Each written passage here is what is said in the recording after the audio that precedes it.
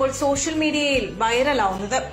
പല പാസ്റ്റർമാരെയും കണ്ടിട്ടുമുണ്ട്, കേട്ടിട്ടുമുണ്ട്. പക്ഷെ ഇത്രയ്ക്ക് കൃത്യമായി കാര്യങ്ങൾ പറയുന്ന ഒരു പാസ്റ്ററെ ആദ്യമായി കാണുകയാണ് എന്ന ടൈറ്റിലോടെയാണ് വീഡിയോ സാമൂഹ്യ മാധ്യമങ്ങളിൽ വൈറലാവുന്നത്. മാതാപിതാക്കളെ മനസ്സറിഞ്ഞ് സ്നേഹിക്കുകയും സംരക്ഷിക്കുകയും ചെയ്യണമെന്ന് അദ്ദേഹം പറയുന്നു. വീഡിയോ നിമിഷ നേരങ്ങൾക്കുള്ളിൽ 10 ലക്ഷത്തിലധികം ആളുകൾ ലൈക്ക് ചെയ്തു കഴിഞ്ഞു. വൈറലായ വീഡിയോ കാണാം. പറഞ്ഞു പിന്നെ ചത്ത് കഴിയുമ്പോഴല്ല, എടാ ജീവിച്ചിരിക്കുമ്പോ ആ മനുഷ്യനെ പറ്റി നല്ല വാക്ക് അദ്ദേഹത്തിന്റെ നേർക്ക് എന്ന് നേരെ പറഞ്ഞിട്ടുണ്ടെങ്കിൽ അദ്ദേഹം 2 കൊല്ലവും കൂടെ ജീവിച്ചാനും. ചത്ത് കഴിഞ്ഞ ഒരു നെഞ്ചത്തൊരു റീത്തും. അപ്പനും അമ്മയും ജീവിച്ചിരിക്കുമ്പോ അവരെ ബഹുമാനിക്കണം, അവരെ ശുശ്രൂഷിക്കണം, അവരെ ആദരിക്കണം. അപ്പനും അമ്മയും മരിച്ചു കഴിഞ്ഞേച്ചേ അപ്പന്റെ അമ്മയുടെ ഫോട്ടോ അല്ലെ പേപ്പറിലോട്ട് ചൊള്ള മതിലേലും പോസ്റ്റലും എല്ലാം ചാക്കോച്ചൻ കാശിന്റെ മുഴുക്ക് തെള്ള്. ജീവിച്ചിരിക്കുമ്പോ അപ്പനും അമ്മയെ അന്വേഷിക്കത്തില്ല. അമേരിക്കയിലും കാനഡയിലും ഗൾഫിലും പോകരുതെന്നല്ല, അവിടെ പിള്ളേര്. ഇവിടെ അപ്പനും അമ്മയും 2 വാല് മുറിച്ച പട്ടി.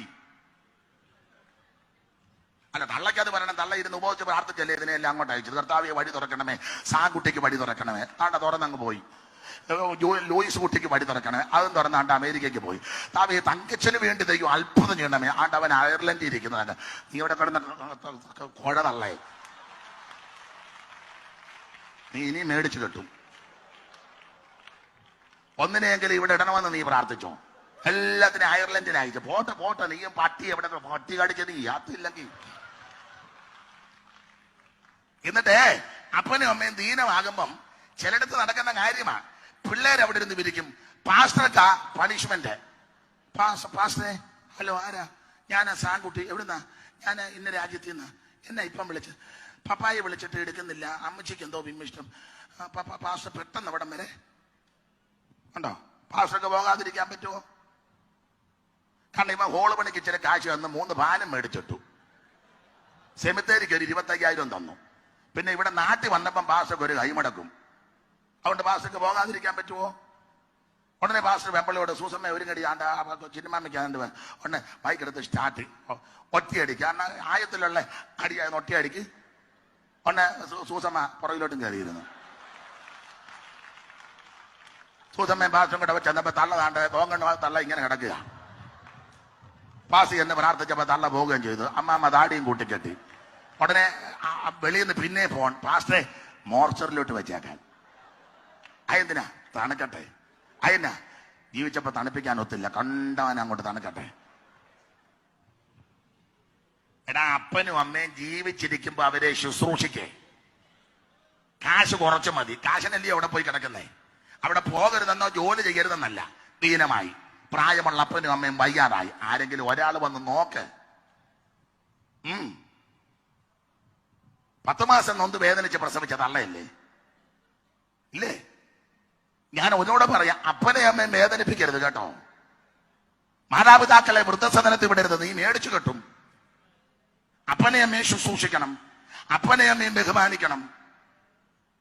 10 മാസം നൊന്ത് വേദനിച്ച് പ്രസവിച്ച തള്ളയാ. ഞാൻ എല്ലായിടത്തും പറയും, ഇന്നത്തെ വളത്താണോ പണ്ടത്തെ വളത്ത്?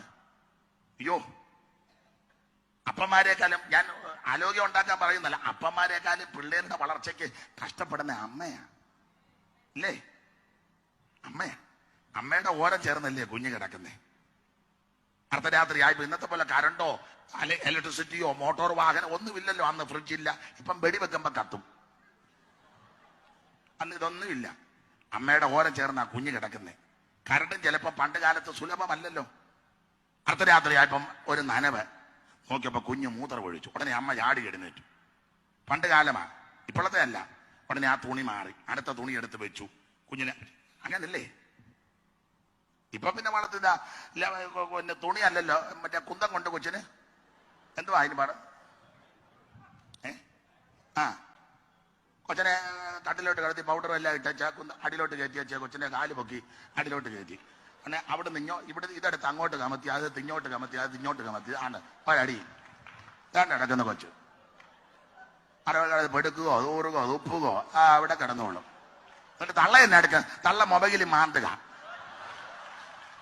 എടി കഴുതേ, ഏതായാലും ഇനി അടുത്ത വിളിച്ചില്ലായിരുന്നു കുഴപ്പമില്ല.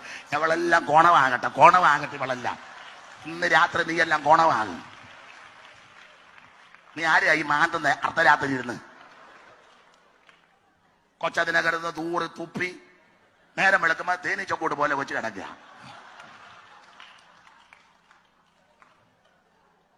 പണ്ടത്തെ വളത്ത് അങ്ങനല്ല. ഞാൻ എന്റെ ശൈലി പറയുകയാ. ഈ വീഡിയോ ഇഷ്ടമായെങ്കിൽ ലൈക്ക് ചെയ്യുക. നിങ്ങളുടെ അഭിപ്രായങ്ങൾ താഴെ കമന്റ് ചെയ്യുക. കൂടുതൽ വാർത്തകളും വിശേഷങ്ങളും അറിയാൻ ഈ ചാനൽ സബ്സ്ക്രൈബ് ചെയ്യുക. നന്ദി. വെള്ളം കുടിച്ചാട്ടെ.